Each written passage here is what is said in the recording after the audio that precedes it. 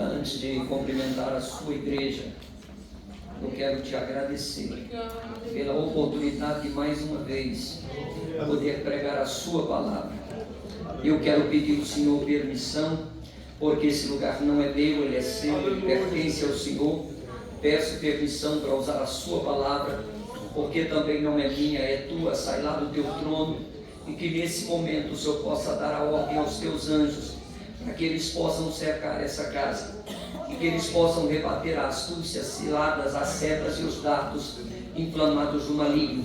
Aqui no altar está escrito na tua palavra, que o Senhor dará ordem aos teus anjos, para acampar ao redor daqueles que o temem. O fogo de Deus arderá continuamente sobre o altar, e é daqui que o fogo tem que partir para a igreja, e no meio deles o Senhor é o único que tem poder, para poder sondar o que está na mente, na alma, no coração, trazendo tudo que está oculto e escondido aos meus olhos. Por isso te agradeço, em nome de Jesus. Amém. Paz do Senhor, irmãos. Amém. Vamos ter o assento, por gentileza. Se o irmão do teclado quiser e puder, vai ser bom. Eu quero agradecer a Deus aqui pela oportunidade de poder estar aqui.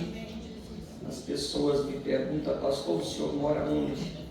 Eu digo: irmãos, eu passo na cidade de Goiânia, porque na realidade eu tenho morado mais na estrada do que ali em Goiânia, porque acabei de chegar aí de uma longa agenda no Mato Grosso. Foram 15 dias pregando sem parar nenhum dia, muito rouco, mas aí já tive que ir para Rubiataba, pregar ali em Rubiataba.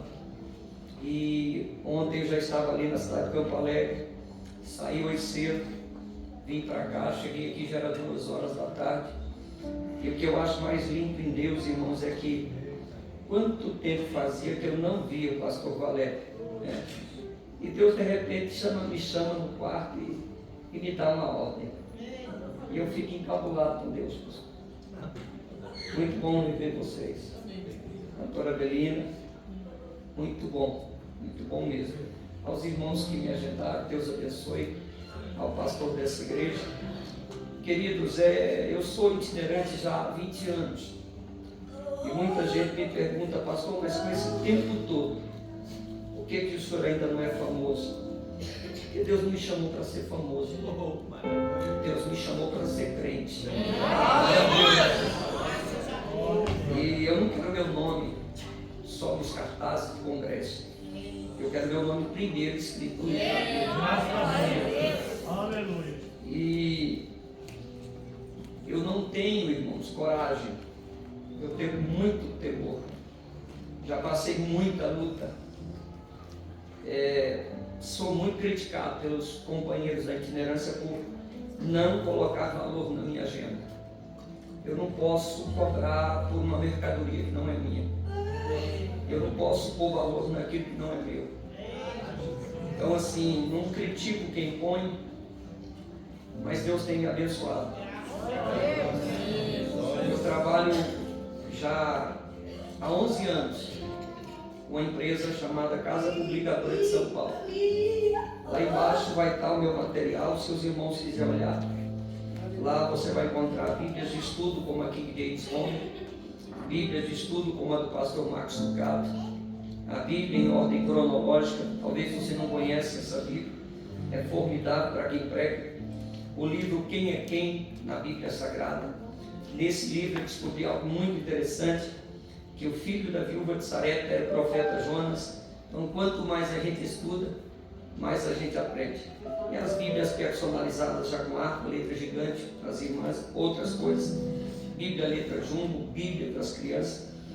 E a minha esposa, a pastora Fátima, também trabalha com roupas para mulheres cristãs, inclusive fartamentos para festividades. Pega o telefone dela quando vocês precisarem. Tá? A fabricante dessas roupas também é uma mulher de Deus. Lá embaixo vai estar exposto o material da minha esposa, vestidos avulsos.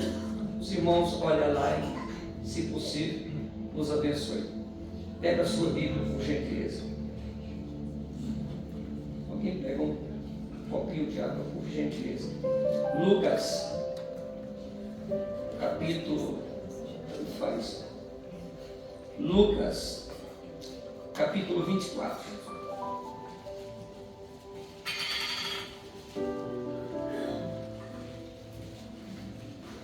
Parece que a gente combinou, pastor Valério, mas não. Eu não vi o senhor não me viu. Mas Deus é Deus. Verso 13. A seguir. Presta atenção, irmãos. Nesse mesmo dia, 2 deles seguiam para um povoado chamado Emaús, distante de Jerusalém. Guarde isso. Distante de Jerusalém, a 70 estádios, ou seja, 10 quilômetros. Iam comentando tudo o que havia acontecido. E enquanto comentavam e discutiam, o próprio Jesus aproximou-se e começou a segui-los. Mas os olhos deles estavam como fechados, de modo que não o reconheceram. Então ele lhes perguntou: do que estáis falando pelo caminho? E eles então pararam, tristes. Guarde isso, tristes.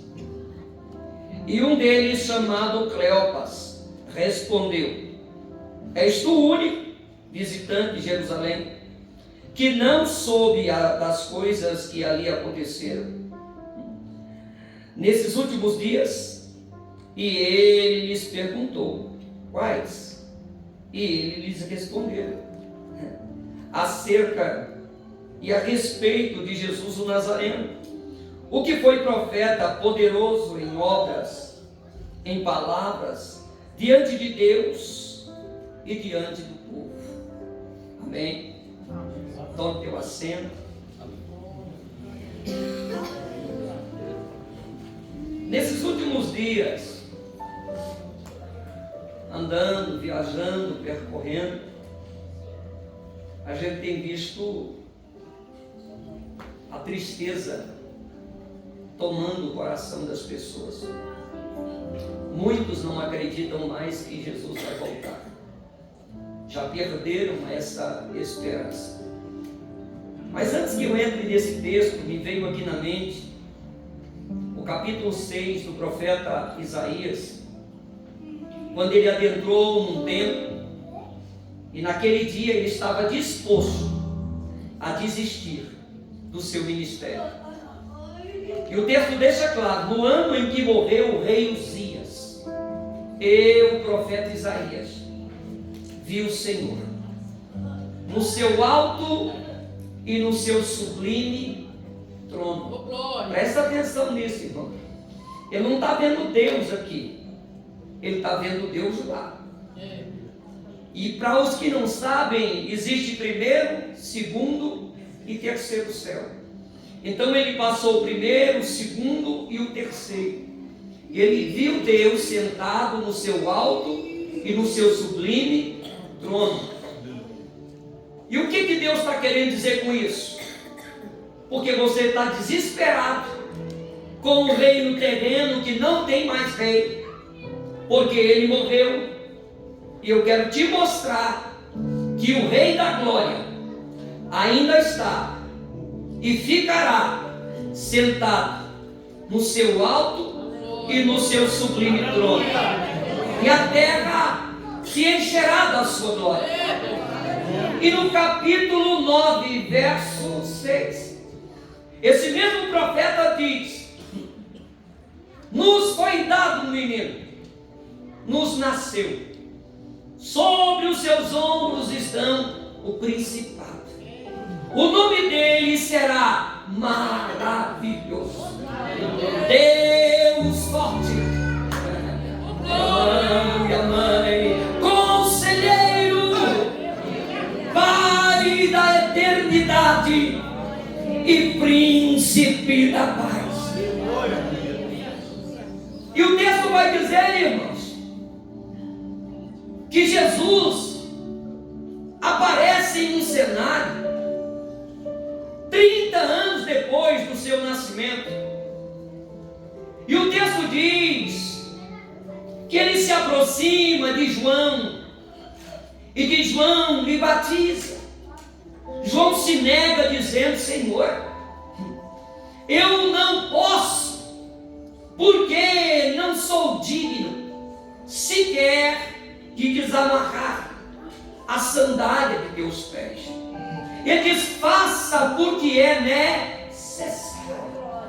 E o texto diz que quando ele entra no Jordão, querido, Deus não quebra princípio. João foi mandado antes de Jesus preparar caminho, mas Jesus está reconhecendo a autoridade de João, dizendo: eu preciso me submeter à sua autoridade. E quando ele faz isso, o texto diz: o céu se abriu sobre a cabeça de Jesus. Ele foi cheio do Espírito Santo. E quem nunca ouviu falar dele naquele dia, ouviu dizer: esse é o meu filho, a quem tenho eu prazer sobre a vida dele. Faça tudo o que eles vos ensinam. Jesus agora começa a recrutar homens. E eu não preciso aqui dizer quais são e quais foram os milagres que ele fez. Mas nos últimos dias, ele chama João, chama Pedro e diz: desçam na cidade. Isso era uma quinta-feira. Vocês vão seguir um homem carregando um cântaro de água. E quando ele entrar em casa, pergunte a ele aonde está o vernáculo, aonde nós iremos nos reunir. E naquele momento, Jesus está com seus 12 discípulos reunidos. E ele diz: olha, está chegando a hora em que o Filho de Deus será entregue na mão dos homens, e ele será crucificado. Mas ficai atento, porque ao terceiro dia ele ressuscitará. Ramando e amai. Mas ele diz assim: olha, aqui nessa mesa, um de vocês vai me trair. Pedro pergunta quem é. Querido, lavar os pés de Pedro é fácil. Você quer ver duro? É lavar os pés de Jonas, é lavar os pés de Judas. Pessoas que fogem do que Deus quer fazer na vida deles. Amando e amai. Deixa eu lhe dizer algo aqui. Ele olha e diz: olha, aquele que vai me trair está comendo pão comigo. E o texto diz: Judas sai com pão correndo. Pedro levanta dizendo: Senhor, se vierem te prender, eu irei contigo. Se vierem para te matar, eu morrerei contigo. Jesus disse: Pedro, ainda hoje você vai me negar 3 vezes antes que o galo cante. Para nós. E ele pega o pão, levanta aos céus e diz assim: Baruch Rabá, Vissim Adonai, bendito é aquele que vem em nome do Senhor. E ele diz: olha, esse é o meu corpo que será partido por vós. E todas as vezes que fizerte isso, não percam a esperança. Não percam a esperança. Saiba que isso está acontecendo. Mas aí ele pega o cálice, levanta e diz: e esse aqui é o meu sangue. E todas as vezes que beberdes dele, lembrai que ele será como um fortificante para a vossa vida. Se tiveres fraco, ficará forte, mas se tiveres em pecado, será como veneno. E ele sai dali e vão para um lugar chamado secreto, Getsemane. E naquele momento ele pede para que eles entrem em oração com ele. Querido, dentro da psicologia, da psicanálise, existe um estágio depressivo que pouquíssimas pessoas no mundo atingiram esse escalão. Eles ficam tão tristes, mas tão tristes, que se eles começarem a suar, os poros do corpo abrem e gotas de sangue descem. Suas lágrimas se tornam em sangue. E o texto deixa claro dizendo assim: Jesus suava sangue, Jesus derramava lágrimas de sangue, dizendo: Pai, se o Senhor puder, passa de mim esse cálice, mas todavia não faça a minha vontade, faça a tua vontade primeiro. E o texto vai dizer, querido, que de repente Judas chega, dá um beijo, olha no rosto, amigo. Jesus olha dentro dos olhos dele e diz: faça o que tem que ser feito. Mas o texto vai dizer que um servo chamado Malco, da voz de prisão, o texto diz que quando eles chegam perguntando quem é Jesus, Jesus sai lá do fundo dizendo: a quem vocês estão procurando? E o texto diz: caíram todos com o rosto em terra. Tamanha era a glória naquele lugar. Mas naquele momento Jesus é preso, querido, e começa a sofrer dali. Ele começa a ser espancado, e ele vai percorrer quase 20 quilômetros apanhando, até chegar no pátio do Sinédrio. E quando ele chega no pátio do Sinédrio, sabe quem está lá? Pedro, olhando de longe. Alguém olha para ele e diz: você parece um daqueles que andava com ele. E ele diz: eu não sou. Mas ele vai para um outro lugar e alguém olha para ele e diz: mas você lembra um daqueles que andava com ele. Mas na terceira fogueira que ele se aponta, alguém olha para ele e diz: não adianta negar. Você não pode negar, porque você fala igual ele, anda igual ele, todos os seus restos são igual ao dele. Tem crente que vem para desviar a pressa. Desviado ele é crente. Para mãe. Jesus agora começa a apanhar. Um soldado olha para ele e diz: você pregou o tempo inteiro que é rei, e até agora a gente não viu uma coroa na tua cabeça, mas já providenciamos uma. Eles vão pegar uma coroa de espinho e vão fincar em sua cabeça. Eles vão pegar um manto sujo e vão jogar em seus ombros. Mas no dia seguinte ele é apontado a Pôncio Pilatos. Pôncio Pilatos agora pergunta qual é a acusação. Por que ele está sendo acusado? Diz: porque ele está querendo dividir o reino. Esse homem é um agitador. E Pôncio Pilatos, sem saber o que fazer, manda ele ao rei Herodes. E quando o rei Herodes está diante daquele homem que apanhou a noite toda, pergunta para ele: você está dizendo por aí que é o rei? Ele diz: olha a tua boca em quem está dizendo isso. Herodes percebe que aquele homem está muito fragilizado porque apanhou demais e manda devolvê-lo a Pôncio Pilatos. E Pôncio Pilatos naquele momento manda levar Jesus ao pátio, e ele agora vai levar 40 chibatadas com um chicote que eles chamavam de sorrague. E aquele chicote, querido, ele começa a ser açoitado. E se você prestar bem atenção no texto, ele não vai se isentar das 40, mas quando ele cai de joelhos, talvez pensando que ele mais não vai suportar, talvez pensando que ele vai negar que ele não é o Filho de Deus, mas ele se põe de pé novamente. E eles vão utilizar de um outro zorrague que tem 1,5 metro de comprimento. 3 pontas daquele zorrague tinha esferas de ferro e 3 com pontas agudas de ossos. E aquilo, quando batia no corpo de Jesus, enrolava, e quando puxava, ali vinha cortando a carne de Jesus. Querido, o texto deixa claro: o martírio foi tão grande que um soldado, chefe dos outros soldados, olha para aquilo e manda que eles parem. Jesus é arrastado para dentro e o sangue todo dele está ali derramado no chão. E eu quero te lembrar que os discípulos estão ali assistindo todo esse cenário.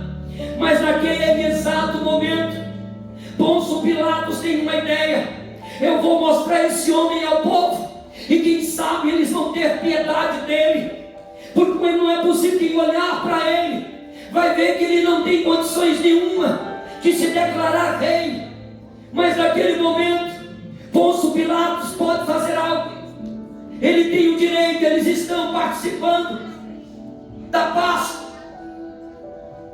2 meses antes, um carpinteiro descia na prisão, media o corpo de quem vai ser morto. Porque, querido, o apóstolo Paulo, em Romanos 7:24, olha o que ele diz: quem me livrará do corpo dessa morte? Sabe por que ele está dizendo isso? Porque ele participava desse tipo de coisa. Ele sabia que todo homem que fosse crucificado, ele não poderia sair mais daquela cruz, e ele iria morrer ali, e ele iria apodrecer ali. Carai. Mas naquele momento, quando o carpinteiro mede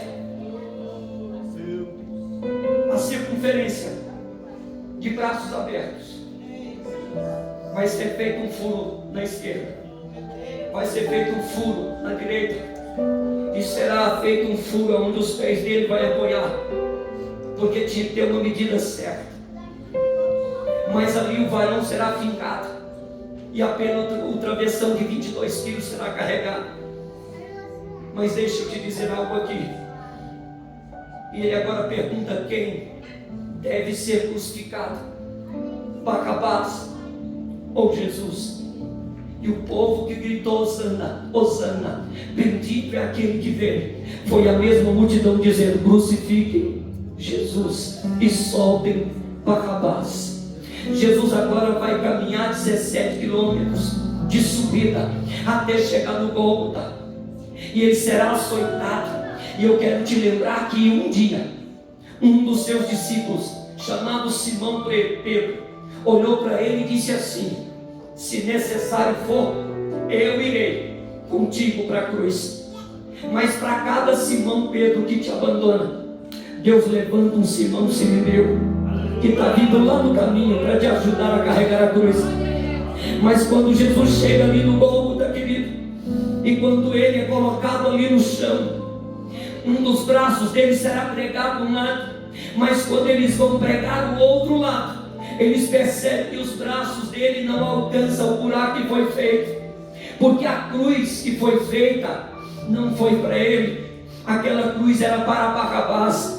Mas quem vai ser crucificado é Jesus. E pasme, o nome Barrabás quer dizer filho do Pai, e agora quem está morrendo é o Filho de Deus. E naquele momento ele é lançado, e o texto vai dizer, querido, que ele começa então a sofrer. Um dos ladrões olha para ele e diz: ei, você não viveu pregando, dizendo que você é o Cristo?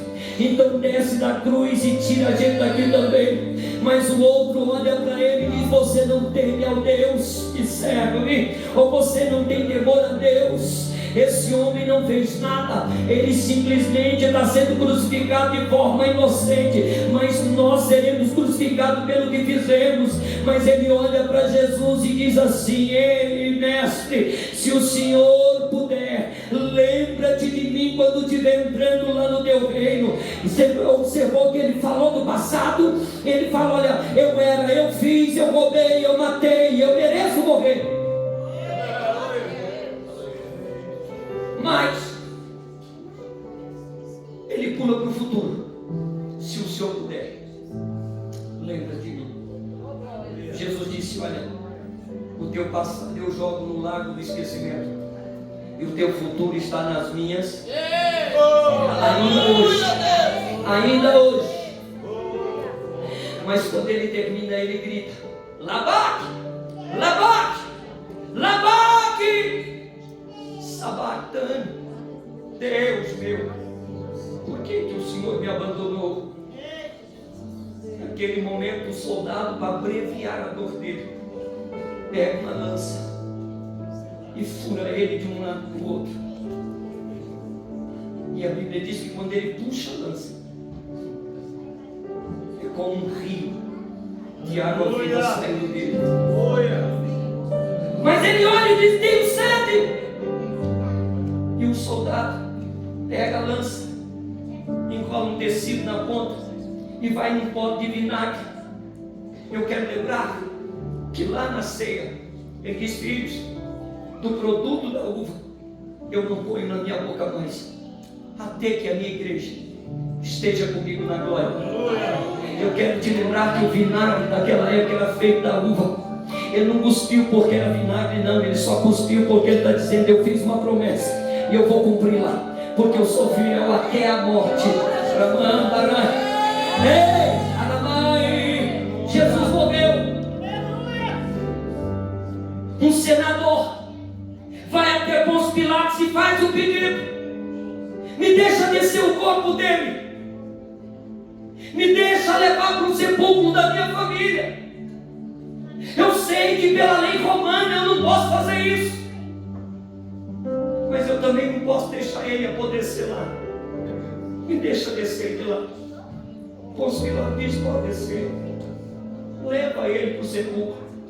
Mas 2 soldados ficarão na porta. Somente as mulheres vão ungir o corpo dele, porque isso era um ritual de todo judeu.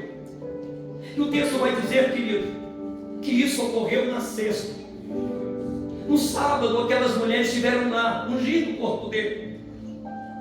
Mas no domingo de manhã, era mãe, no domingo de manhã, quando elas vão chegando, elas percebem que os soldados não estão na porta. Elas percebem que a pedra está bem removida.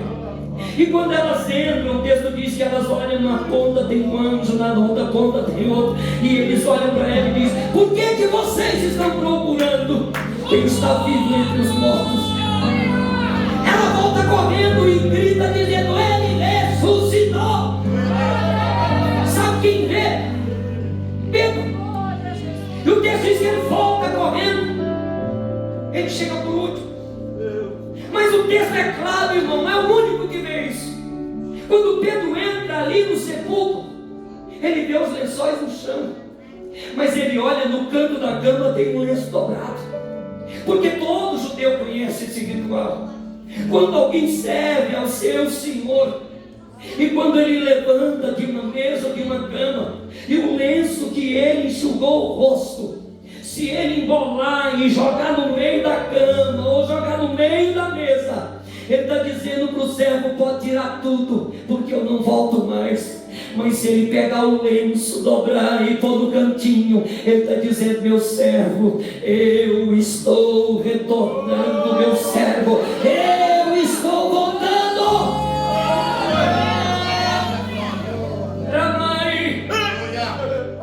Mas eles são tomados de tristeza, falta de esperança, esqueceram das promessas. Irmão, Deus faz tanta promessa para a gente, e é tão difícil de acreditar que Ele vai concluir o que Ele prometeu. Você sabe aonde é Santa Fé de Goiás? Eu acho que você não sabe. Não vai lá visitar e você vai ver de onde Deus tirou essa moça. Era quase impossível, irmão. O que eu achei mais lindo é que nem de aluguel Deus deixou ela ficar.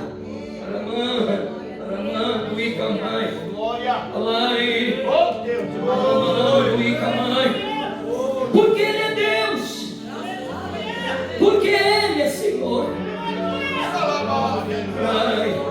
Querido, eu passei 8 meses numa UTI com meningite, e Deus me arrancou de lá. Minha irmã morreu porque contraiu a doença. Eu casei com 16 anos, minha esposa tinha 15. Um ano depois, eu descobri que eu estava com um tumor na garganta. Fui levado às pressas, fui operado, perdi metade do céu da boca, perdi palavra, perdi lateral. que o médico dizia: olha, você não vai ter nunca mais uma voz perfeita. E 7 anos depois eu estava trabalhando como garçom, e atravessando a rua, um cantador de papelão veio com um CD do Voz da Verdade e diz: olha, você vai cantar para Jesus, você vai pregar para Jesus. Eu dizia: esse camarada é louco, ele é maluco, ele não sabe o que ele está falando. Ele não sabe o que ele está falando. E de repente Deus me chamou uma madrugada dizendo: canta para mim, filho. Eu dizia: Deus, como é que eu vou cantar? Como é que eu vou cantar se eu não tenho voz? E sabe o que Deus disse? Deixa que a voz eu vou pôr. Ai, irmãos, mas não é fácil, não. Eu queria ser empresário, montei algo para mim, faltando um dia para que eu abrisse o comércio que eu havia montado. Trabalhava em um frigorífico, e naquele dia, no último dia de serviço, 5:30 da tarde, eu sofri um acidente, queimei meu rosto, fiquei cego, 4 anos, 2 meses e 26 dias. E eu acreditava que só o Takayama podia orar por mim, porque eu ouvi uma mensagem em fita cassete dele, e eu dizia ao pastor Euripides Marciano: o dia que o Takayama vier no congresso, pede para ele pôr a mão em mim. O Takayama veio, irmão, orou por mim, mas nada aconteceu. 7 meses depois eu estava num setor chamado Lago das Brisas, em Caldas Novas, orando de madrugada, quando entrou um senhor, dobrou o joelho do meu lado e me disse: eu não sou o Takayama, mas eu sou servo do Altíssimo. Eu não tenho meu nome nos cartazes, mas meu nome está escrito lá no livro da vida. Eu não sou teólogo, mas sou analfabeto de papai e mamãe, mas tenho meu joelho no chão e a cara no pó. Vai acreditar em Deus que promete coisas. Começaram a se levantar, começaram a se debanhar, porque esse é um papel de covarde. Só no nosso ministério desse ano, 27 pastores entregaram congregações, porque não querem mais pastorear. E por quê, pastor? Só Deus sabe. Quem já foi pastor de igreja, quanto é difícil, quantas noites a gente contava moeda para comprar um pão, quantas noites. Não é fácil, não, mas ele também não falou que ia ser. Eles estão indo embora, e percebam no texto, eles estão indo embora de onde? De Jerusalém. Jerusalém lembra o quê? Céu. Estão indo embora, estão retomando o caminho de volta. Você sabe por que Eliseu disse para Elias: olha, onde você for eu vou, aonde você passar eu passo, eu não te largo, eu quero porção dobrada do que está em você. Aí eu te pergunto: você já sabe quantos milagres Elias fez na terra, sendo usado por Deus? 7. Então Eliseu tinha que ter feito 14, mas o texto vai dizer que ele morreu doente, fazendo apenas 13 milagres. Mas aí a gente pensa: mas se ele não pediu porção dobrada, não tinha sido 14. Mas 2 anos e meio depois que ele estava morto, 2 soldados são mortos à flechada. Eles vão cair aonde? Dentro do sepulcro de Eliseu. E o texto diz: e eles foram ressuscitados. Para a mãe.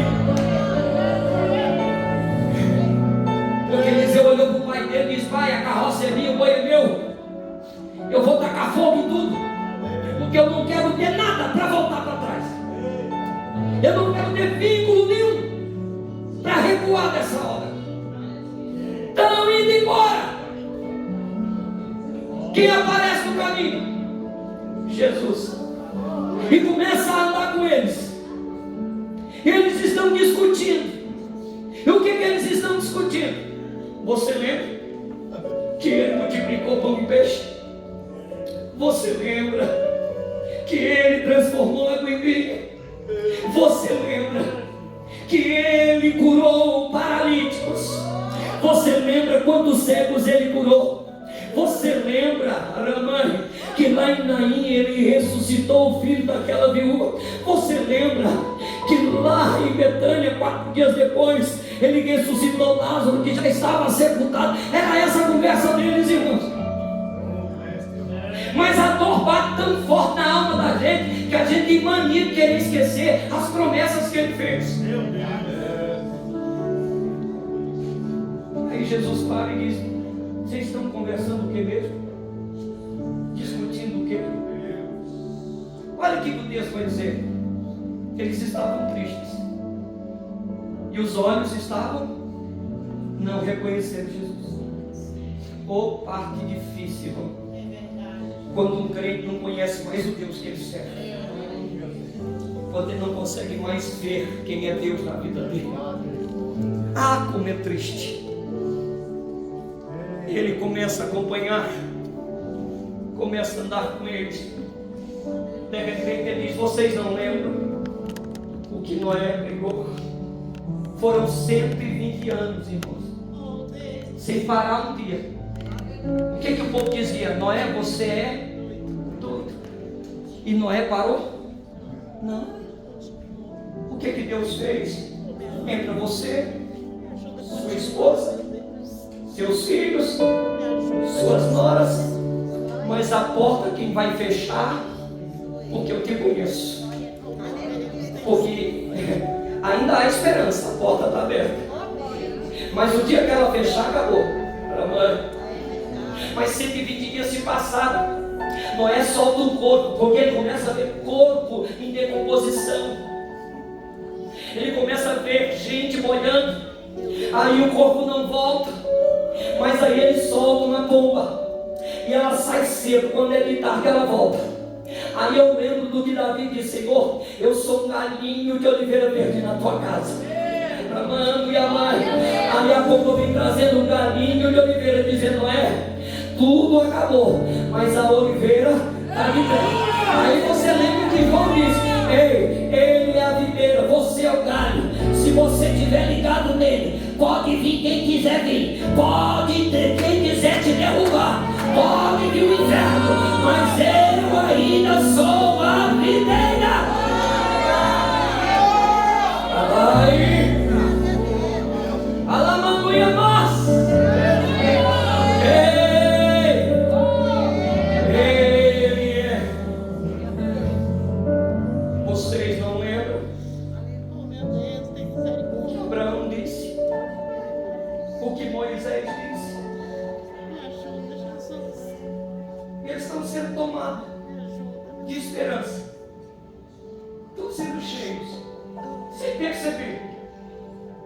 E quando eles estão quase chegando, Jesus faz menção de ir embora. Ele diz: fica só mais um pouquinho. Fica mesmo. Só mais um pouquinho. Entra aqui para dentro.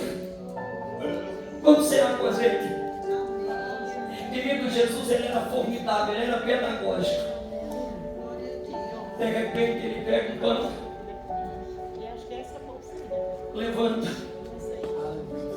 e diz assim: Baruch, trabalho, disse Adonai, bendito é aquele que vem.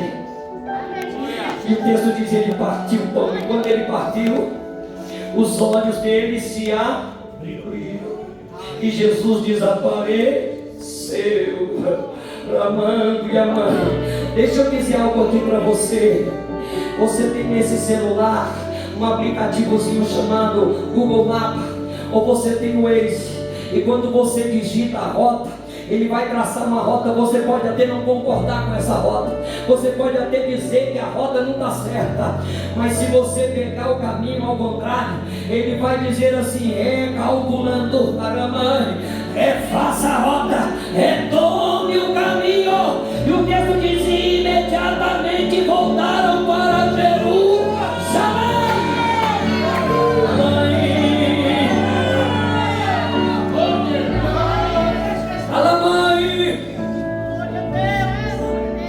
E eles chegaram. Pedro, João. Jesus apareceu para a gente. Tomé disse: será que é ele? Só acredito quando eu tocar nos escravos. De repente a casa estava fechada. Ele aparece e diz: paz seja no meio. Isaías 49.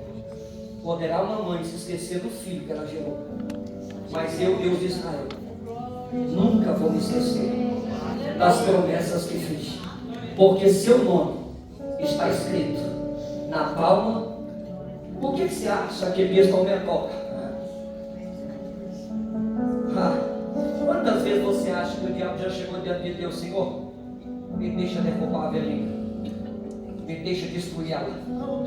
Jesus levanta e diz: o nome dela está aqui. Me deixa destruir o vão. Querida, eu não sei você, mas de vez em quando eu digo assim: olha, ai que saudade do céu. E alguém um dia me indagou dizendo: como que alguém pode ter saudade de um lugar ainda que nunca foi? Eu disse: eu nunca fui. Eu nunca fui. Mas a Bíblia diz que veio um ser de lá. Eu envio para o meio de vós o meu doce Santo Espírito, e tudo que pedir em meu nome Ele fará para vós. Vós serão o santuário dele. Sabe o que eu quero dizer para você? Quando você diz: ai, saudade do céu, não é você não, é o Espírito de Deus que está aí dentro de você dizendo: eu quero voltar, mas eu não posso ir sem te levar, eu não posso ir sem que você vá. Sabe por que Ele está falando isso para você hoje? Está na hora de brotar no teu coração a esperança do arrebatamento, porque o teu Deus estou voltando, e eu, o teu Deus, não perdi a guerra, não perdi a batalha, porque quando Ele entrou em Jerusalém, Ele entrou montado num jumento. Jumento é alegria, querido. Quando a minha esposa entrou lá dentro daquela UTI, a médica perguntou para ela: a senhora está pronta para ver o que vai ver? Ela diz: eu vivo o Salmo 121. Eu elevo os meus olhos para o alto. Da onde vai vir meu socorro? Meu socorro vai vir do Senhor, que fez os céus e a terra. E quando ela entrou, me chama meu esposo. E quando eu entrei lá, a médica diz: olha, se ela passar das 24, é muito. 4 dias depois, ela deu 2 paradas cardíacas. A primeira ela volta, a segunda 10 minutos ela não voltou mais. O médico já havia feito de tudo para poder reavivá-la, mas ela não reavivou, ela não voltou, não dava sinais. Quando então o médico pediu atestado de óbito para preencher, uma senhorinha que estava lavando o banheiro arrancou as luvas, creio eu que era do ciclo de oração, veio de lá com a autoridade dizendo: doutor, antes de assinar eu vou pôr a mão e orar. E quando ela começou a orar, minha filha voltou para a glória de Deus. Mãe, já faz 2 anos e meio, a Jéssica hoje está andando, a Jéssica hoje está falando, a Jéssica hoje está trabalhando. Sabe por quê? Eu tenho uma promessa, eu e a minha casa serviremos ao Senhor.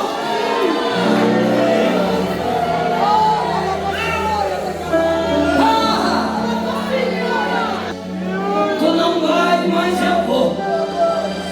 Ai, ei, eu estou indo lá agora.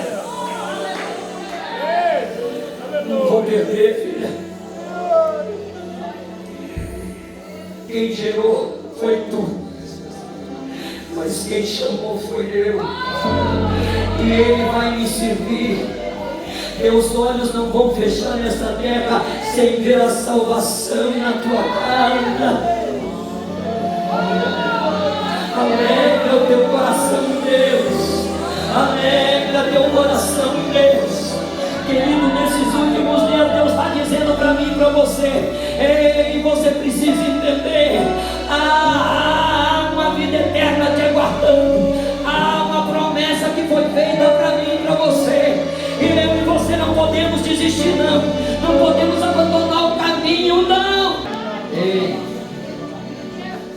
1982, eu estava lá, filho. Ninguém acreditava, mas eu estava lá. Alacadaço, rapaz. Eu estava lá. Ai, 4h15 da madrugada eu estava lá. Quem olhava para ti, meneava a cabeça e disse: acabou para ele.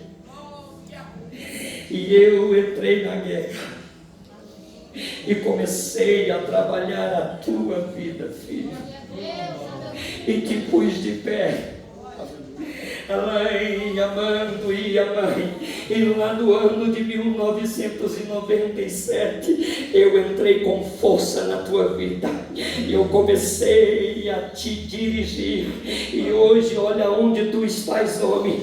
Lembra da onde foi que eu te tirei. Ei, continua a boa obra, porque ela não terminou.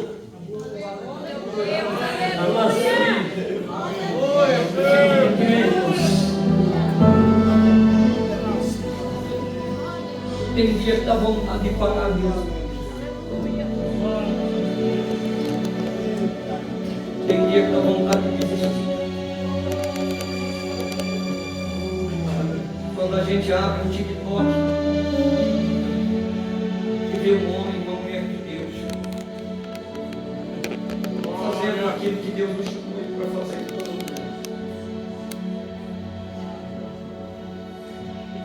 Eu tenho visto. A irmã Evelina tem caminhado ao contrário, usando as redes sociais para repreender esse tipo de gente. Às vezes você vai ser o único que vai fazer a diferença. Mas sabe o que me consola, irmãos? Malaquias.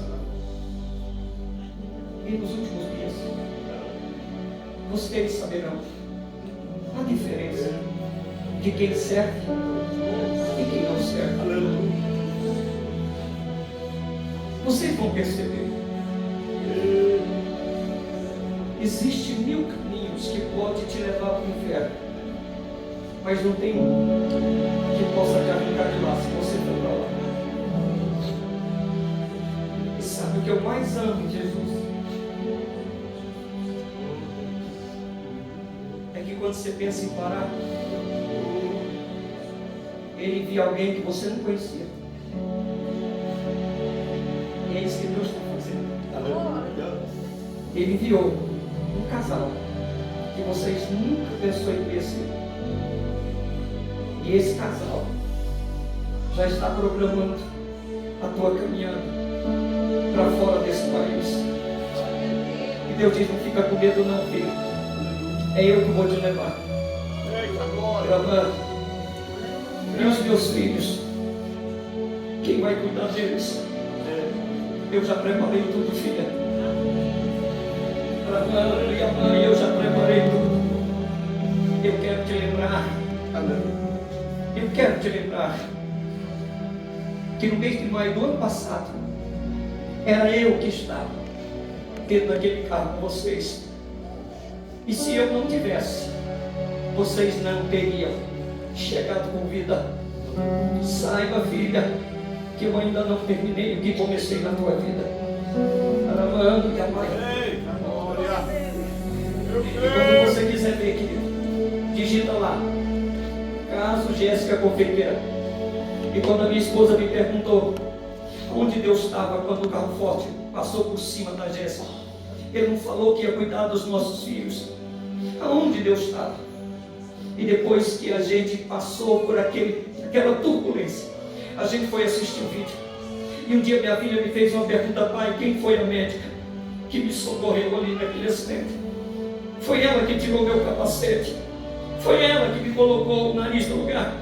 E ela pegava na minha mão e dizia: Jéssica, vamos até o hospital. Você não vai morrer. Foi ela que ligou para o SAMU. Foi ela que fez o entubamento ali. E os médicos me dizem: olha, o que salvou a vida dessa moça foi esse procedimento. Mas a gente queria saber quem era essa médica. E a gente foi nas duas televisões e deu entrevista para aquela mulher aparecer e ela não apareceu. A gente foi nas redes sociais procurar essa mulher e ela não apareceu. Ai, a gente teve a última ideia.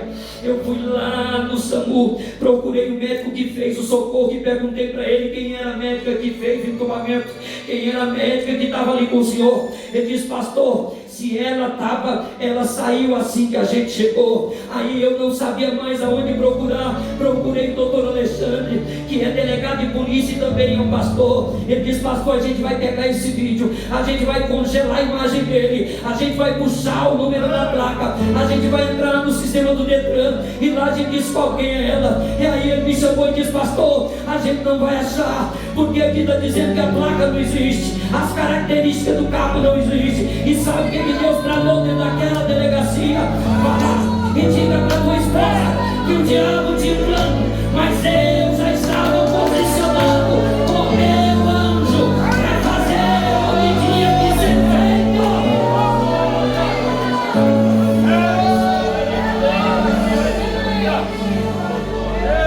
Estenda a sua mão. Não perca a esperança. Continua pregando. Continua falando que Jesus está voltando. Continua com essa fé. Não tem problema não, pode te criticar, pode te chamar de povo. Não perca essa origem que Deus te deu. Não perca essa característica que Deus te deu. Ele te chamou por isso. Porque os lugares que você vai, ninguém vai. As igrejas que você vai cantar e pregar, ninguém vai. Senhor, eis aqui essa igreja. Eu não conheço o pastor dessa casa. Conheci hoje. Não sei do que o teu filho precisa, mas o Senhor sabe. Não sei do que esses homens que aqui estão na tribuna precisam, mas o Senhor conhece eles. Pai, retoma o caminho. Nos ensina a retomar o caminho. O céu está mais perto. O céu está mais perto. O céu está mais perto. O céu está mais perto. O céu está mais perto. O céu está mais perto. Como assim, pastor? O céu está mais perto. Querido, eu preciso falar. Talvez você pergunta por que de tudo isso. Porque esses dias eu estudando, eu descobri que o Rio Grande do Sul tem 479 cidades, e a maior federação da bruxaria, da feitiçaria é o Sul. O maior cemitério de Maria Padilha está lá em Viamão, Rio Grande do Sul. Uma estátua de 4 metros de Exu Tranca-Rua está lá na capital. O maior templo de Satanás foi construído lá em Gramados. 46% da população sulista era em São Mateus, não acreditam em Deus. 87 cidades dessas 479 não tem uma igreja, não tem uma igreja. Mas depois da enchente, sabe quem foi para lá? A igreja, a igreja, a igreja, a igreja. E sabe quantas pessoas já foram batizadas? 27 mil pessoas já desceram as águas. Sabe o que Jesus está dizendo? Eu não vou perder. Eu não vou perder.